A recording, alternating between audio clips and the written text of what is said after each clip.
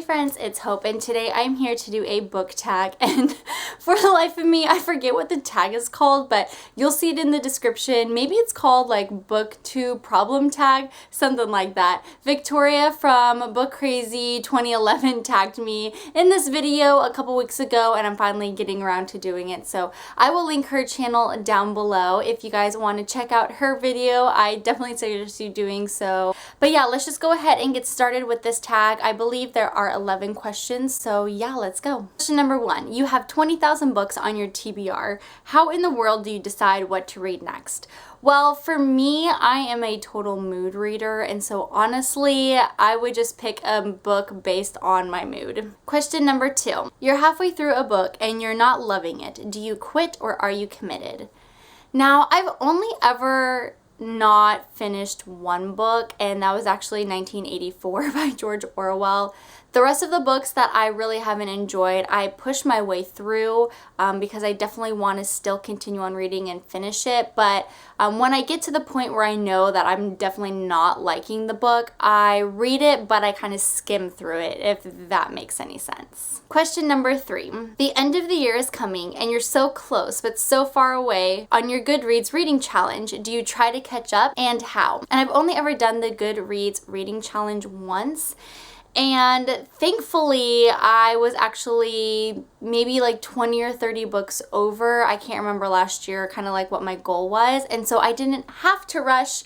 But I think that if I was put in that situation, I'm not one to just rush through books just to finish. So I probably would just not complete the challenge and be okay with that. Question number 4. The covers of series you love do not match. How do you cope? I'm not one of those people that freak out when covers change. But in all reality, I don't have too much of an emotional attachment with my books. And so some of the books on my shelf, I think that they look so beautiful, and I would not want there to ever be a cover change because I like the way that they look. Would my life be over if there was a cover change? Probably not. I guess there's not much coping because in reality, I don't care that much. Question number 5. Everyone and their mother loves a book you really don't like. Who do you bond with over shared feelings? I probably would bond with people on BookTube, so you guys. I feel like you guys do a really great job at talking with me if I love a book or dislike a book or I'm indifferent about one. Question number 6. You're reading a book and you're about to start crying in public. How do you deal? Oh, let me tell ya, I just cry. I pretty much look like a fool, and I honestly don't care because when the tears come streaming down my face, there's no stopping it. And I took a strengths finder test, and empathy is my top strength. And so I feel like what people are going through, whether that's in real life, in movies, and books. And so it doesn't take too much to pull at my heartstrings. And like I said, once the tears start flowing, I can't stop them. Totally unrelated to books, but when I was flying to Italy last year, I was watching The Book Thief on the plane for the very first time ever, and I was sitting next to my husband on one side and then a complete stranger on the other side.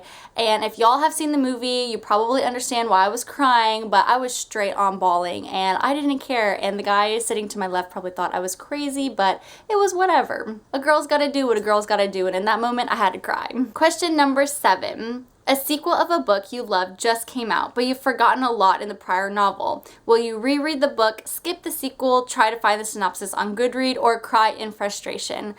I will probably just read the description in Goodreads, or I would just like go online and kind of read like a review. There's been very few times where I've actually gone back and reread the book because let's just be real, I have a ton of books that I want to read on my TBR, and I don't got time to read all the books that I have forgotten all over again. Question number 8. You do not want anyone borrowing your books. How do you politely tell nope when they ask? So kind of a funny story. I actually love letting people borrow my books. It's one of the things that brings me the most joy, letting people read books that I have or recommending a book.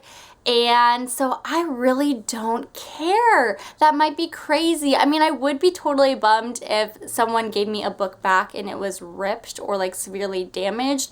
But yeah, I love letting people borrow my books. That probably sounds strange to most people, but that's just one of the joys that I have as being a reader and a booktuber, because the reason why I started this channel was I didn't have anyone to talk to about books, and none of my friends actually read books. So now when they actually ask to borrow a book, I'm like, oh my gosh, yes, you can borrow it, and let me know if you need any more book recommendations. Question number 9. You've picked up and put down 5 books in the last month.